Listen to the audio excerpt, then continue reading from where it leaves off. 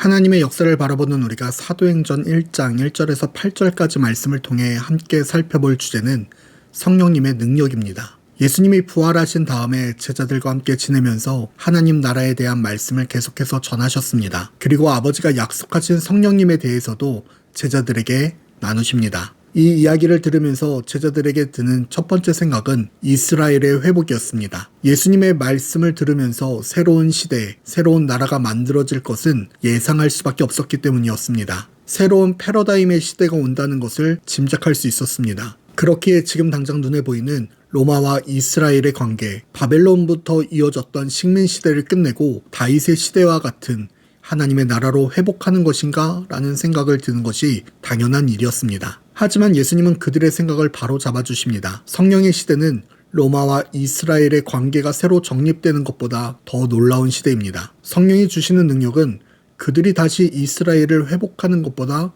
더 놀라운 능력입니다. 바로 그들이 예루살렘과 온 유대와 사마리아와 땅끝까지 이르러 예수님의 증인이 되는 일이기 때문입니다. 그들이 예수님의 증인이 되어 살아가는 것은 이전까지는 이루어질 수 없었던 일들을 행하는 것이었습니다. 바로 그들이 살아가는 모든 땅에 하나님의 나라를 이루며 살아가는 것이기 때문입니다. 증인이 되어 예수 그리스도를 전할 때 그곳에 말씀의 씨앗이 뿌려지고 하나님의 말씀이 성취되어 열매를 맺으면 하나님과 관련 없던 곳이, 하나님과 상관없이 살아갔던 곳이 하나님의 말씀이 임하지 않은 곳에 하나님의 나라가 건설되는 것입니다. 이 능력을 성령님께서 제자들에게 주십니다. 성령의 능력이 주어진다는 것은 다른 어떤 기적을 베풀고 다른 사람들이 보여줄 수 없는 어떠한 신비로운 행동을 할 수 있는 것으로 여겨지기 쉽습니다. 그러나 우리가 기억해야 하는 것은 가장 중요한 성령의 능력은 증인이 되어 하나님의 나라를 건설하는 것입니다. 하나님의 나라를 확장하는 것입니다. 그것이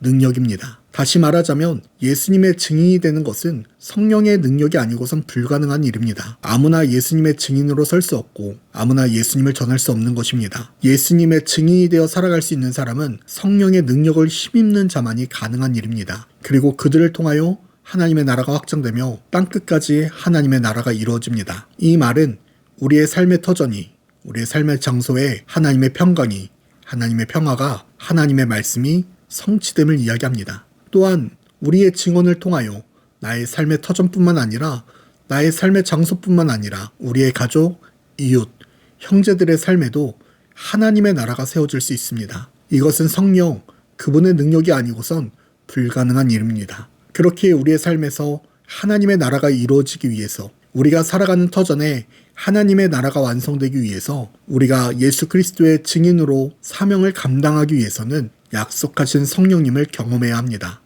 사랑하는 불꽃교회 성도 여러분, 우리의 사명, 온 유대와 사마리아와 땅끝까지 이르러 주님의 증인이 되는 것, 이것은 성령의 능력이 아니고선 불가능한 일입니다. 성령님이 아니고선 상상할 수 없는 일입니다. 그렇기에 우리가 성령님을 기다리며 성령님의 임재를 준비하는 자들이 되어야 합니다. 약속하신 성령이 우리에게 충만하게 이르도록 성령님이 우리와 언제나 동행하시고 동역하시도록 말씀과 기도로 준비되어 있어야 합니다. 그때 우리를 통하여 일하시는, 우리에게 능력을 주셔서 하나님의 나라를 확장하시는 예수님이 약속하신 그 놀라운 일을 경험하는 불꽃교회 모든 성도들이 되기를 축복합니다.